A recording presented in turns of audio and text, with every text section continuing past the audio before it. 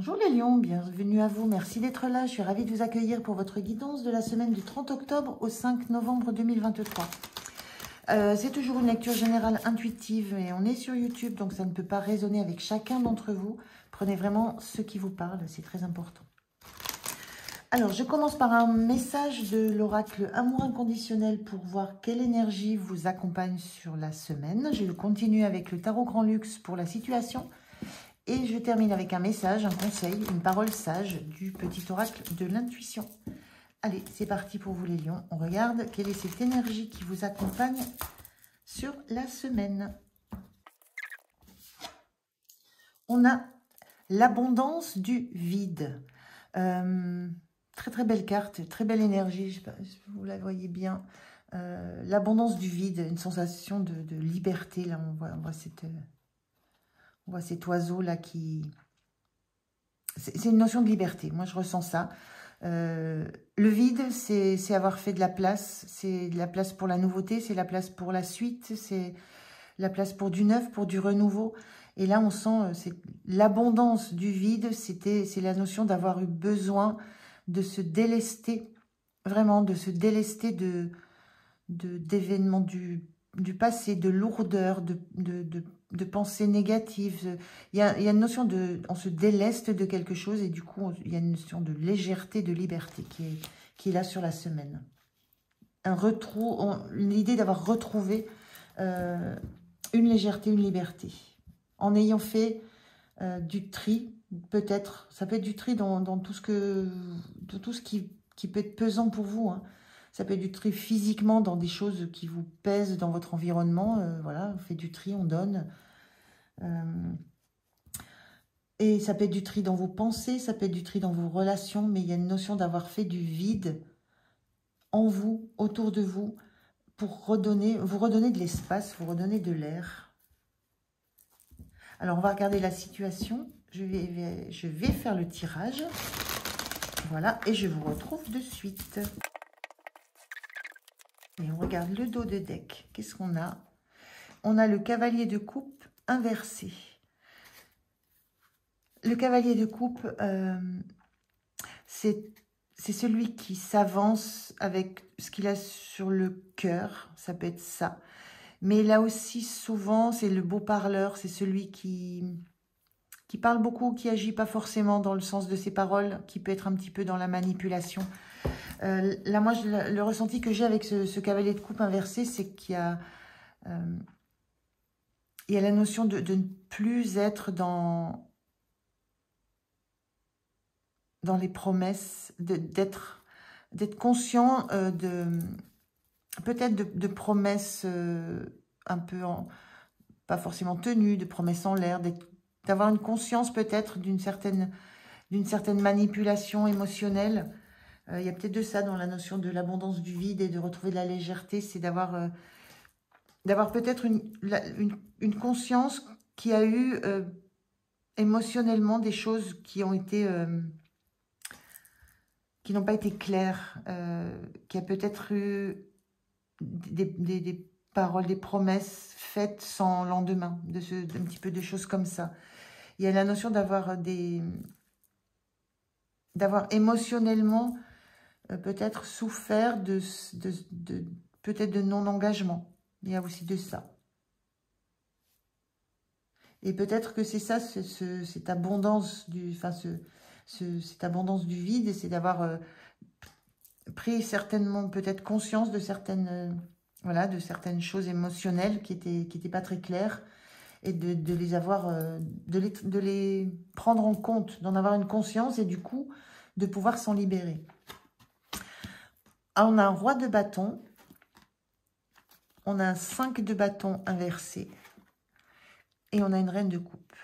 Ok, on a roi et reine et on a une fin de conflit.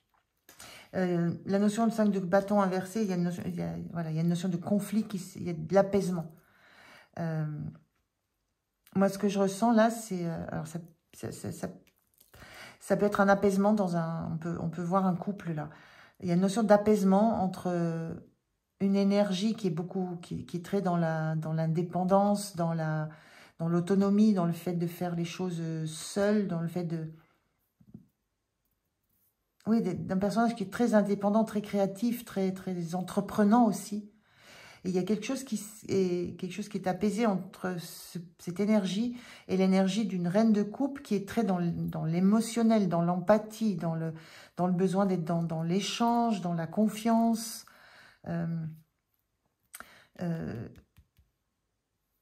Qui vit ses émotions, qui comprend les émotions des autres, qui est beaucoup dans l'émotionnel, alors qu'ici on a quelqu'un qui est beaucoup plus dans le côté très passionné, très passionnel, créatif, dans l'action, dans le...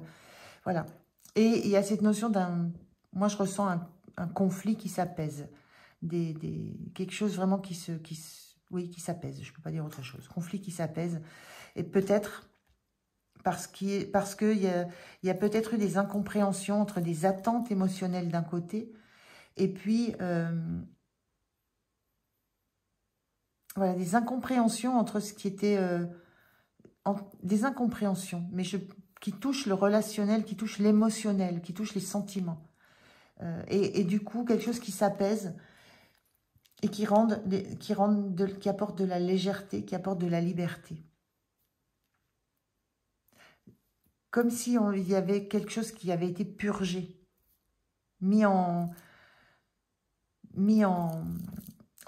pas en opposition, mais des arguments qui s'étaient opposés et qui et qui font que la situation s'apaise parce qu'il y a des compréhensions qui viennent, des compréhensions peut-être par rapport à des...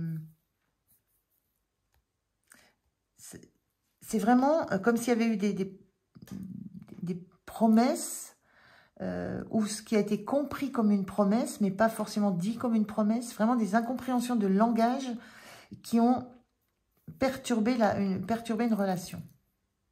Mais il y a un apaisement, là, il y a une situation vraiment très très apaisée, et on ressent de la liberté, on ressent de la légèreté. Alors, comment vous vous sentez? La justice. Il y a quelque chose qui s'est réglé, il y a quelque chose qui s'est équilibré,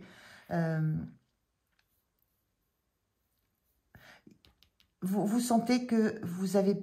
Moi, ce que je ressens avec la justice, c'est que vous avez pu trancher de façon factuelle, regarder les choses de façon, oui, factuelle, c'est-à-dire en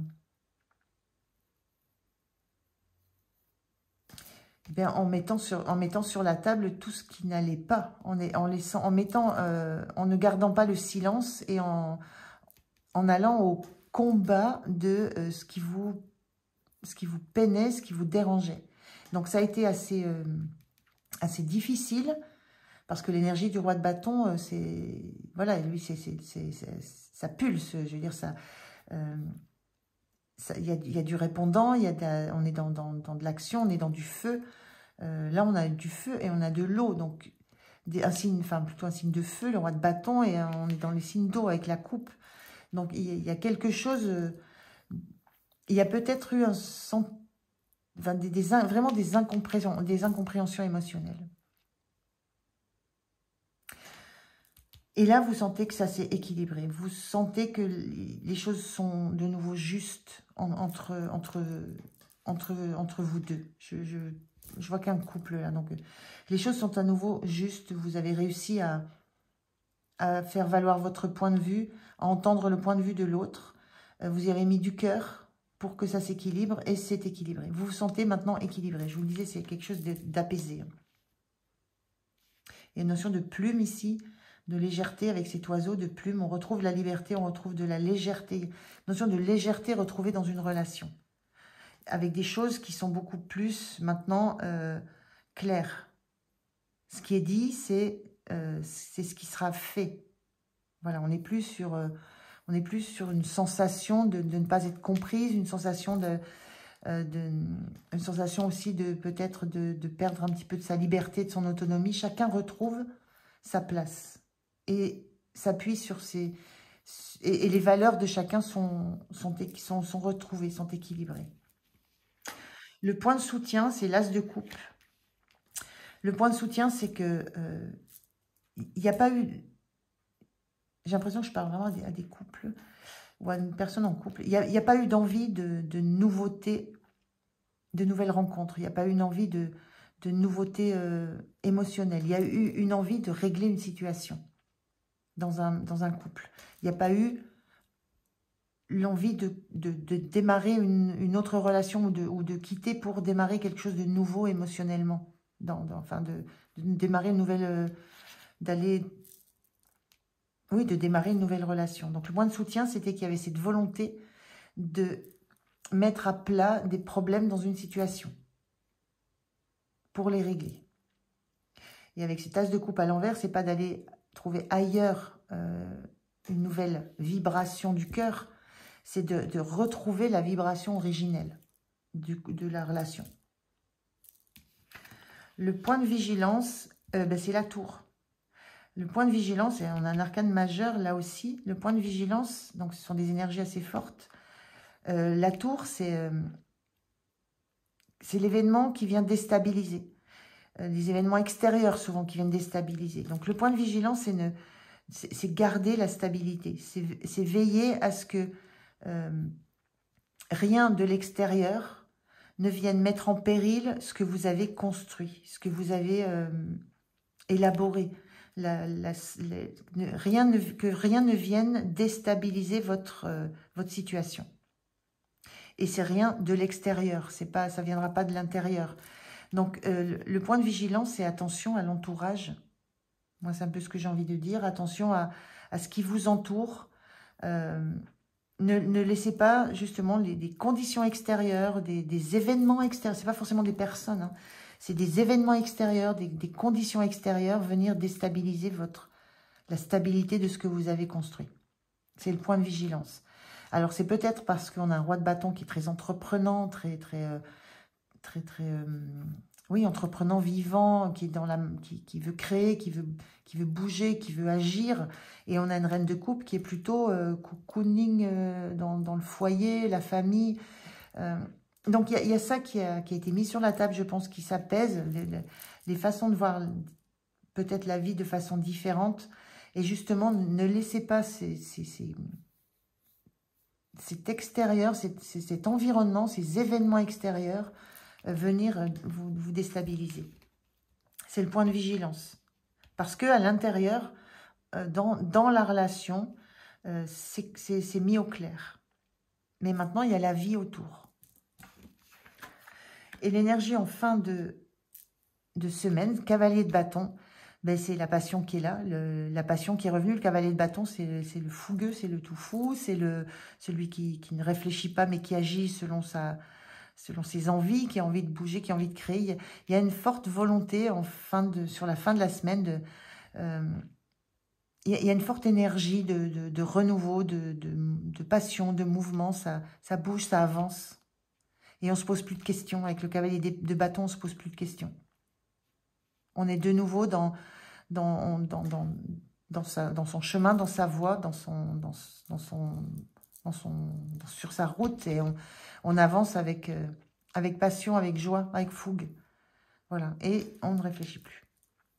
Donc c'est une belle semaine d'apaisement, mais d'apaisement relationnel.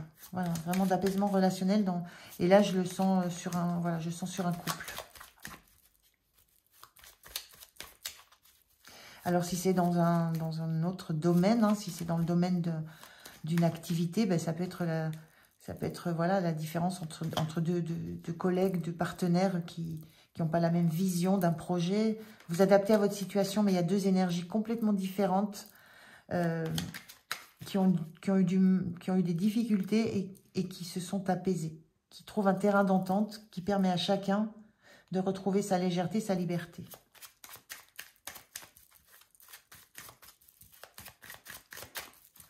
Alors, quel est le conseil pour vous, les lions? Le voilà. Alors, on vous dit, on parle d'amour et on vous parle de retrouvailles. Une forte connexion avec l'être aimé, une personne de ta famille, un ami, une collègue ou un collègue, est un précieux lien d'âme. Prends-en soin et un projet voit le jour. Bon, voilà. La connexion, vous l'avez travaillée, vous l'avez retrouvée. Donc, on vous dit c'est un lien précieux. et un projet voit le jour. On est dans ça, le cavalier de bâton, c'est un nouveau projet, on fonce à nouveau. Donc c'est une belle énergie là. Et on vous dit, hein, ça peut être un ami, un collègue, une personne de la famille adaptée à votre situation.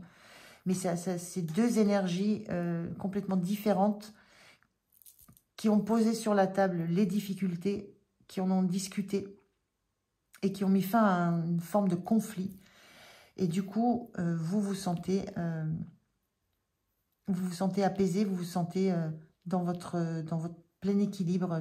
Pour vous, il y a comme une justice qui est revenue, un équilibre qui est revenu en vous. Et on parle vraiment de retrouvailles. Vous avez retrouvé, vous êtes retrouvé avec le partenaire, avec quel que soit ce partenaire. Et vous avez retrouvé aussi un équilibre. Voilà les lions, je vous remercie de m'avoir écouté. Je vous souhaite une belle semaine. Prenez soin de vous et je vous dis à tout bientôt. Au revoir.